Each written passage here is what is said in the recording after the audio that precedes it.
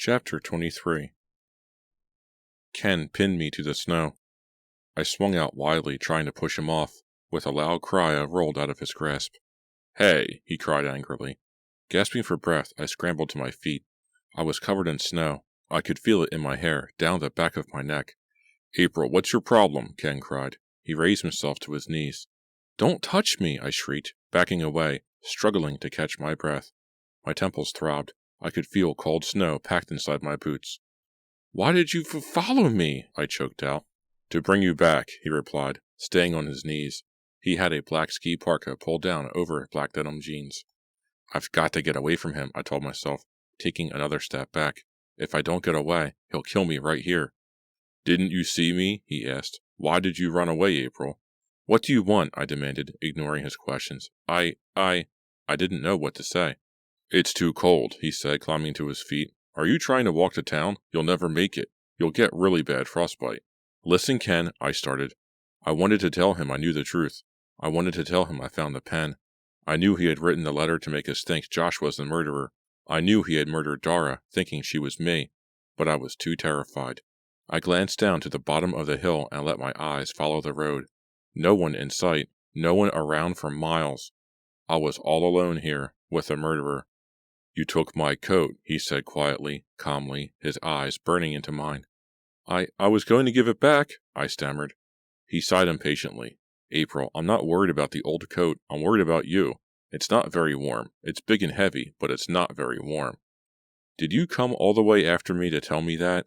I asked, stalling for time. "I've got to keep him talking," I told myself, "until someone drives by, or until I can think of a way to escape from him." "Hey, it wasn't my idea to run after you," Ken muttered. "It was Jenny's." "Jenny's?" I studied his face. I could tell he was lying. He was a terrible liar. I could see the tension lines around his mouth. "Jenny was really worried about you," he continued. "She made me run out and get you. She was afraid you wouldn't realize how dangerous it is out here." Liar! Did he really think I was that stupid? "Is the phone fixed at the house?" I demanded. He shook his head. "Not yet." I brushed snow from my hair with one hand. My hair was soaked. Icy water ran down the back of my neck.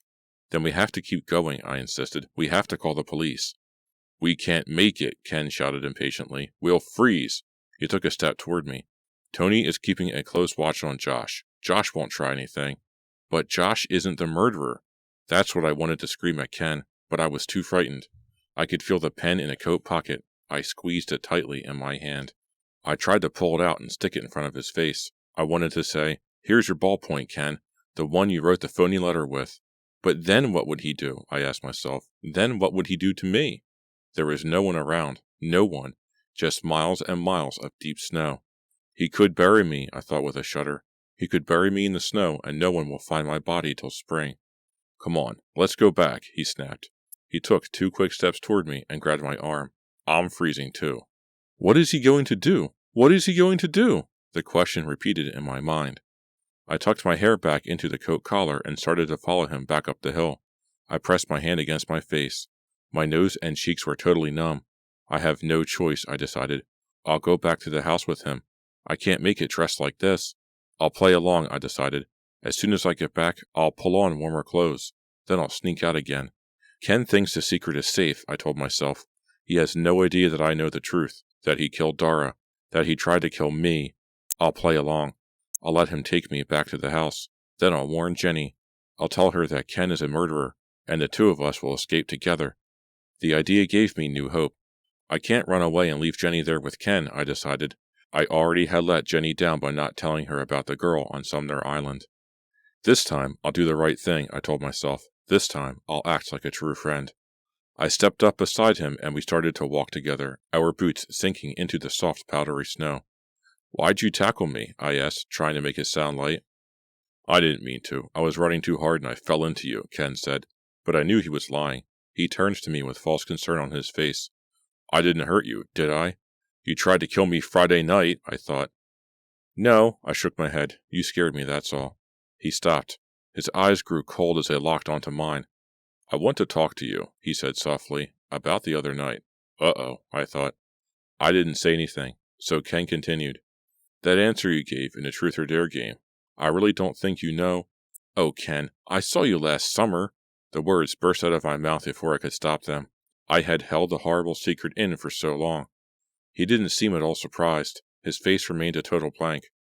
I saw you and that girl on the beach. I don't know her name or anything, but I saw you. I saw you kissing her, and I... His face remained blank, stone cold, like a statue.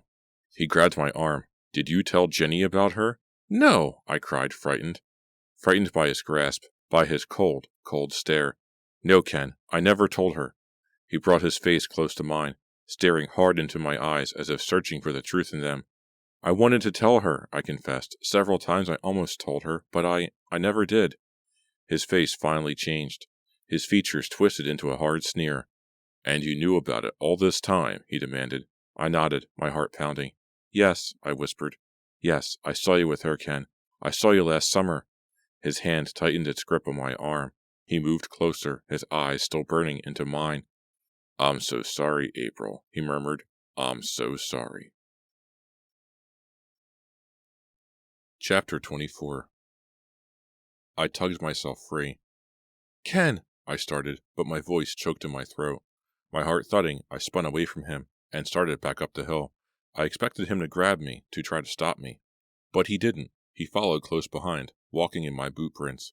I glanced back to see a thoughtful, solemn expression on his face. I was so intent on getting back up to the house, I hadn't noticed that the snow had finally stopped falling. The glare of bright sunshine off the snow made me realize that the dark clouds had finally parted. Good, I thought. This will make it easier to get away. This will make it easier for Jenny and me to get help. Ken didn't say a word until we reached the house and stepped through the front door.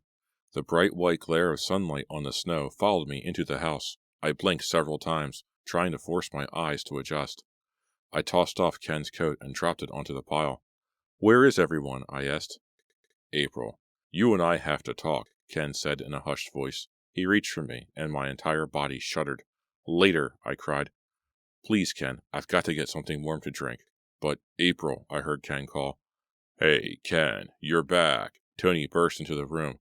Come help me get firewood, man. The furnace went off. It's getting cold in here. Ken started to protest, but Tony dragged him away. Gratefully, I hurried away to search for Jenny. I found her with Carly in front of the living room window. I need to talk to you, I told her, in private. Carly's eyes narrowed suspiciously, but I dragged Jenny into the kitchen. April, what's up? She demanded, her blue eyes revealing her confusion. What's wrong? Everything is wrong, I whispered. Everything. Huh? She reached out and pushed my wet hair off my forehead. April, where did you go? I was so worried about you. Look at your face. You're bright red. You must be frozen. Don't worry about my face, I said sharply. I have a lot to tell you about, Jenny. A frightened sob escaped my throat. I should have told you a long time ago. I've known it for months, and...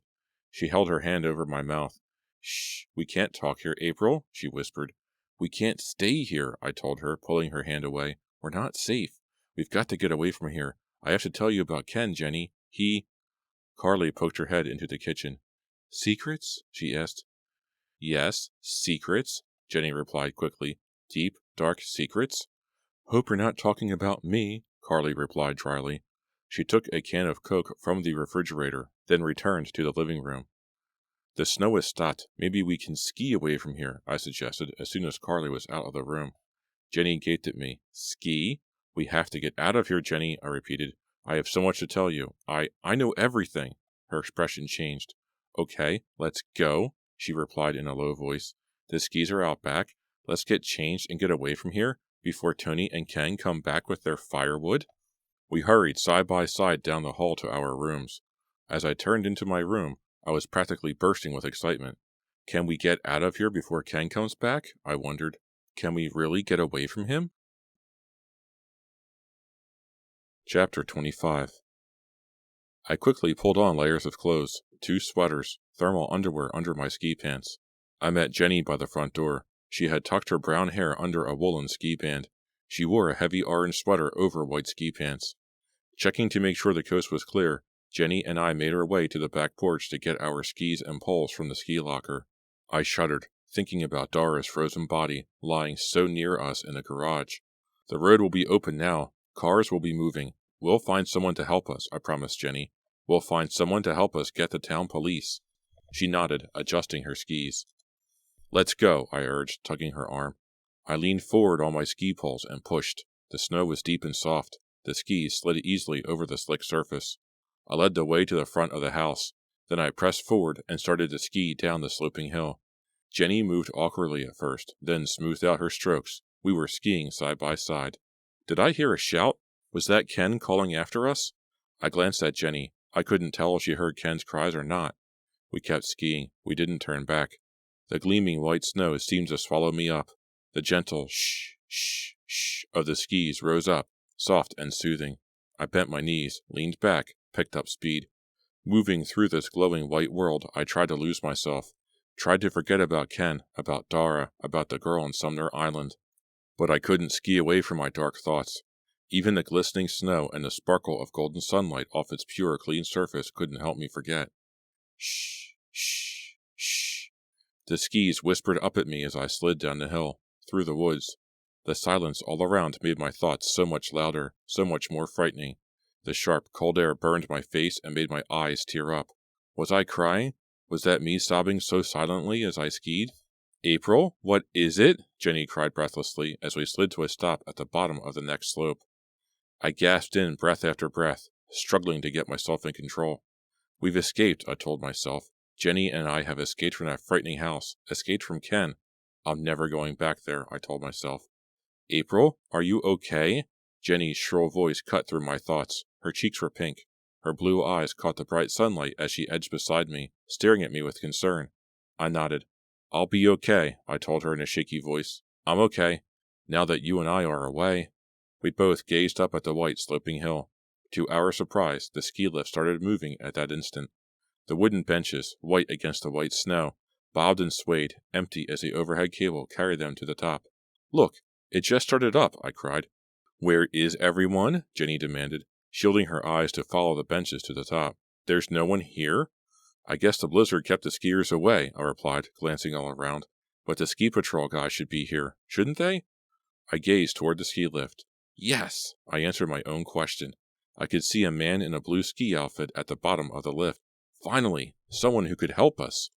Leaning on the ski poles, my skis sinking into the deep snow, I led the way up to the man. We need help, I cried. How can we contact the town police? He was an old man. He stood hunched against the cold, his blue hood tied tightly, revealing only a small portion of his face. He stared back at me without reply. I wasn't sure if he heard me or not. We need the police, I repeated shrilly. He nodded, then pointed to the top of the slope. There's a ski patrol station up top, he told us. They've got a phone up there. We thanked him and eagerly made our way to the chairlift. I always think the hardest part is getting on these things, Jenny admitted. They seem to be going so fast when you get up close to them. A gust of wind made the empty benches swing back and forth. I raised my eyes to the top of the slope. The benches bobbed up the hill like an eerie, silent parade, like a parade of ghosts. Tucking our ski poles under our arms, we moved in front of a moving bench, turned, and dropped onto the seat. Made it, she said softly. She reached up and pulled down the safety bar. The bench swayed under our weight. The cable creaked above us. I slid against the back of the bench, pressing against it. I gazed to the side as we started to rise up. The glittering snow seemed to stretch on forever. It didn't look like anything I had ever seen before. Higher, higher. The cable creaking and swaying in the wind. The snow sparkling far below us now. We were about a third of the way up the hill when Jenny turned to me. Her chin quivered and her mouth twisted into an ugly sneer. I'm really sorry, April, she said in a strained, tense voice. What do you mean? I didn't understand at first. I'm really sorry, she repeated, but what choice do I have? Before I could reply, Jenny pushed up the safety bar. Then she brought both hands up behind me and shoved with all her strength. Chapter 26. No! A scream escaped my throat as I felt myself falling off the bench. I thrust out my hand and grabbed the side. The cable groaned. The bench swayed and tossed beneath me. With an angry groan, Jenny shoved again. But I dodged against the side, and the force of her shove nearly sent her toppling off. I swung around, grabbed her by the shoulders. Jenny, what are you doing? The words burst out in a terrified shriek. Why? Why? She struggled to twist out of my grasp. The car swayed hard, nearly spilling us both. Let go, she shrieked as we wrestled. I glanced down. The ground stretched so far below, so far. Even the deep snow won't cushion my fall, I thought. I let out a gasp. In my mind, I pictured myself falling through the clear, cold air. I heard the thud as I landed, heard the crack of my bones. Saw myself sprawled in the snow, a puddle of red spreading out from my broken body, spreading over the white ground. No! The picture made me struggle harder. The car swayed and tilted as Jenny and I wrestled, crying and groaning as we fought. Why, Jenny? I demanded again and again. Why? Because of the girl on Sumner Island? Jenny screamed. Because you know about her, April? Huh? The shock of Jenny's answer made me freeze. Jenny stopped her desperate struggles to push me off. You know about the girl? She shrieked in a trembling, shrill voice. But, Jenny, I started to protest. She didn't let me finish. I caught the clue, April, she told me, her blue eyes burning into mine. During the Truth or Dare game, it was a signal to me, wasn't it? Huh? A signal to you? I cried, totally startled and confused. No, Jenny, no. It was a signal to... I caught your signal, April, Jenny cried, ignoring me. She raised her hands to my shoulders, gripped me tightly, but didn't push. You were letting me know you knew about the girl, weren't you? I started to reply, but Jenny didn't give me a chance. You were telling me you knew, she insisted.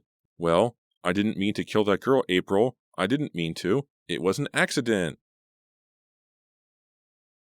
Chapter 27. The cable creaked above our heads, the only sound as I stared at Jenny in shock and horror. The ski lift carried us higher, the bench swaying as we climbed, but all motion stopped for me.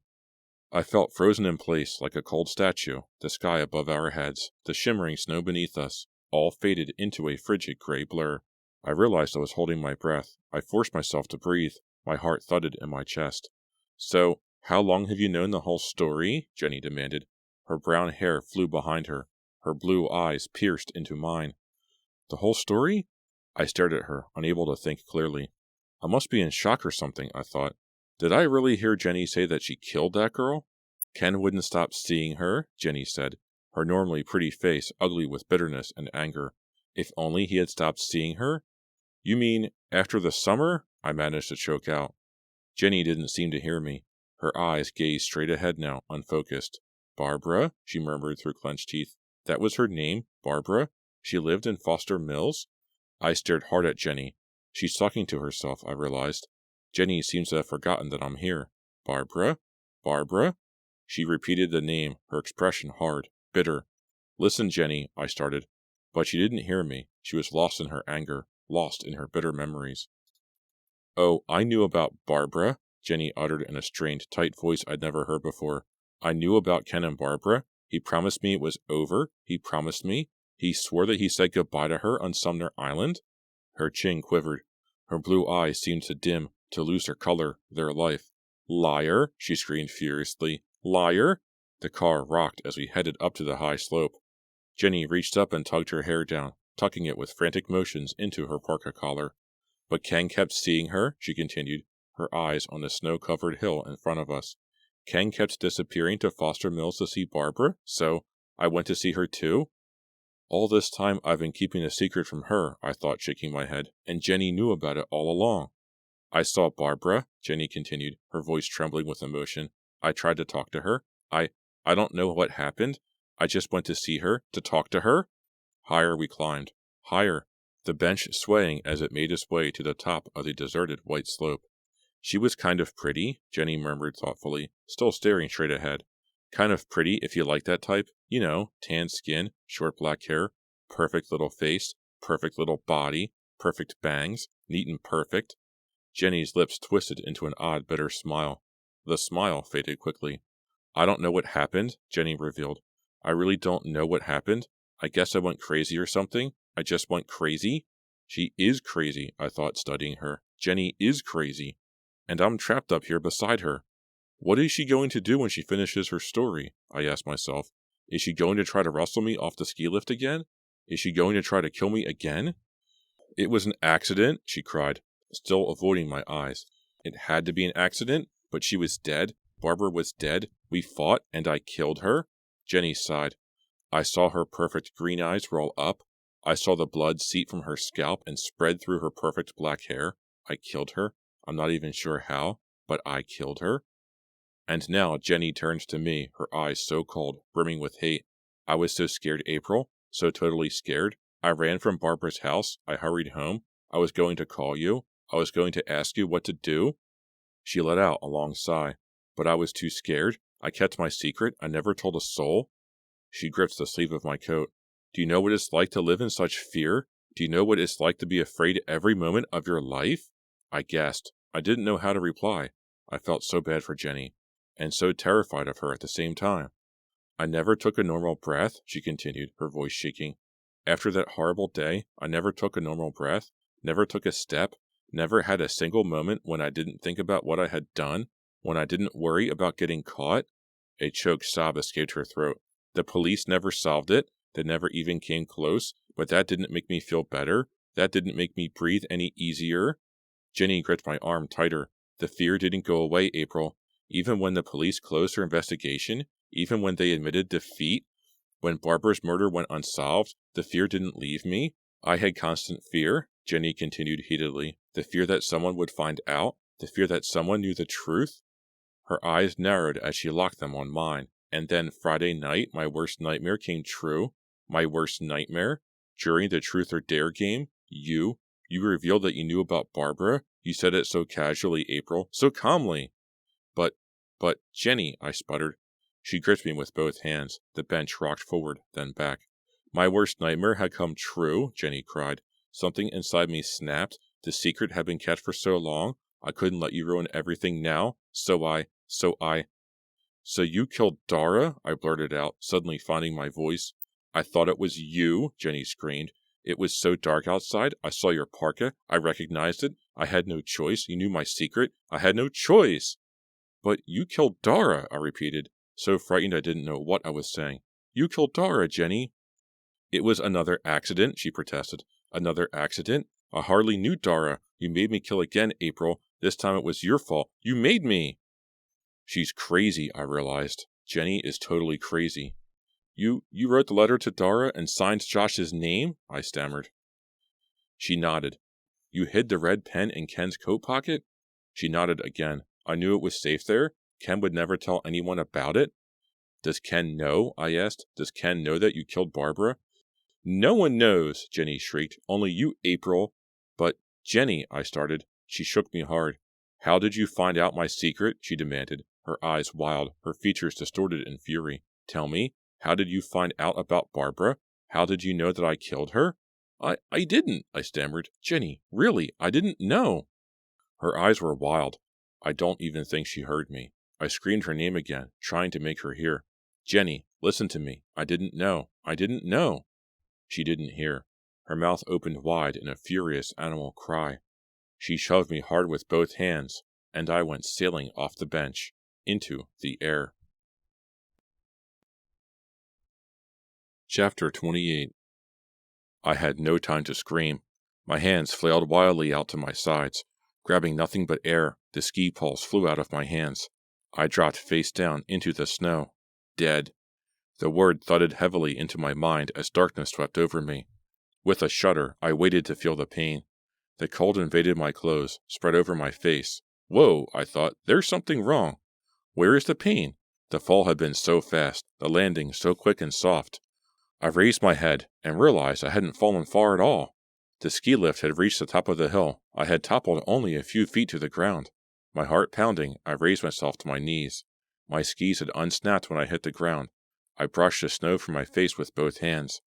I turned in time to see Jenny leap off the ski lift bench.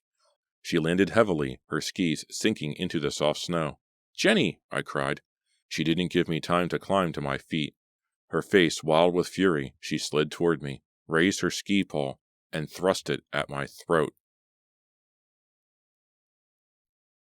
Chapter 29. I spun away. The pole pierced the snow a few inches from my face. With a low groan, I struggled to my feet. Jenny, drop it, I cried. Jenny, please. But she jabbed with the pole again, sliding awkwardly on her skis. I stumbled backward. The pole glanced off the shoulder of my coat. With a desperate cry, Jenny swung the pole like a baseball bat, swung it again, wild, frantic swings, slicing the air. The benches rattled behind us, one after the other, rising to the hilltop, then starting their trip back down.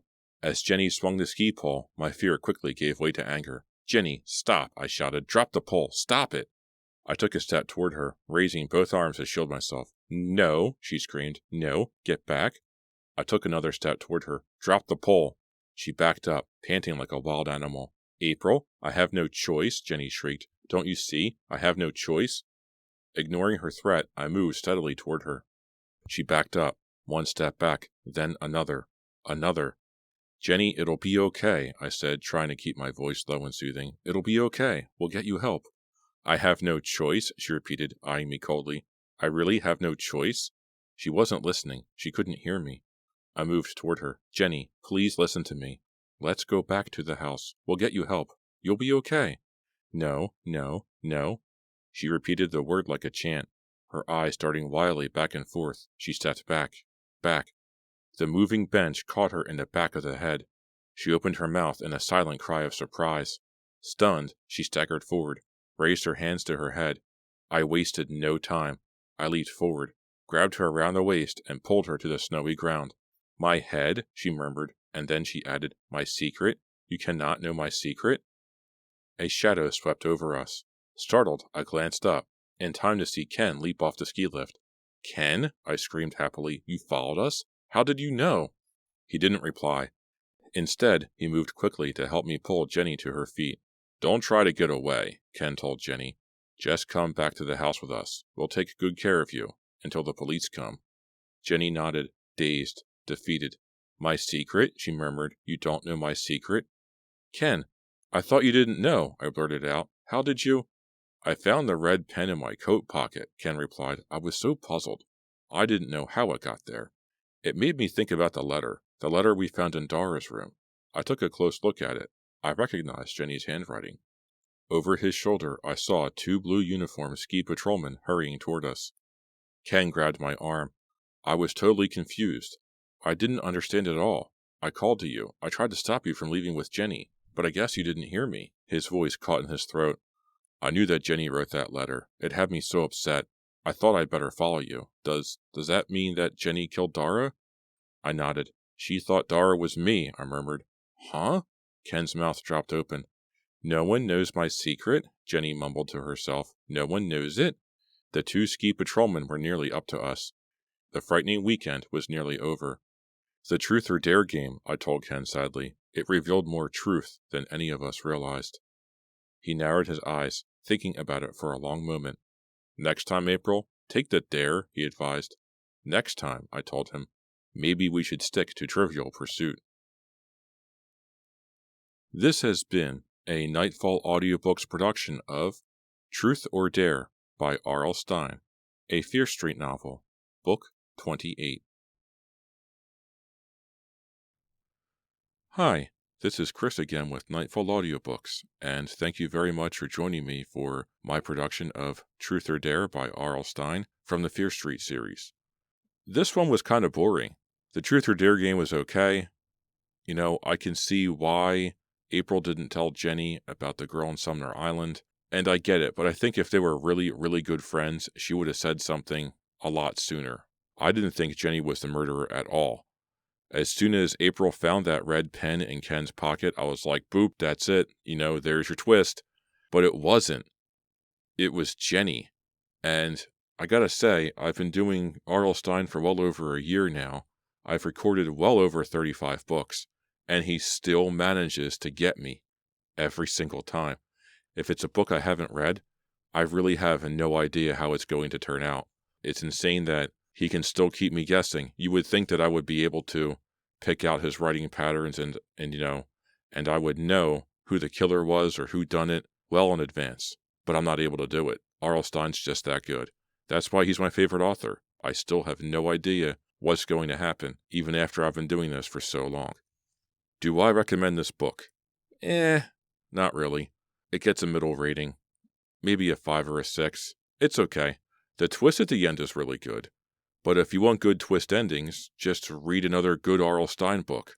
Read The Perfect Date, The Best Friend, Switched, The Cheater. There you go. Good books there. I would skip this one. I would not recommend reading this. So what should I do next? I don't know. Please write me an email, nightfallaudiobooks@gmail.com. I'm also on YouTube at Nightfall Audiobooks. Feel free to like, comment, and subscribe. I also have a Patreon page, patreon.com/nightfallaudiobooks. Tell your friends, tell your mom, tell whoever you think would like to listen to me tell them tales from R.L. Stine. Thank you very much for listening, and I will see you next time.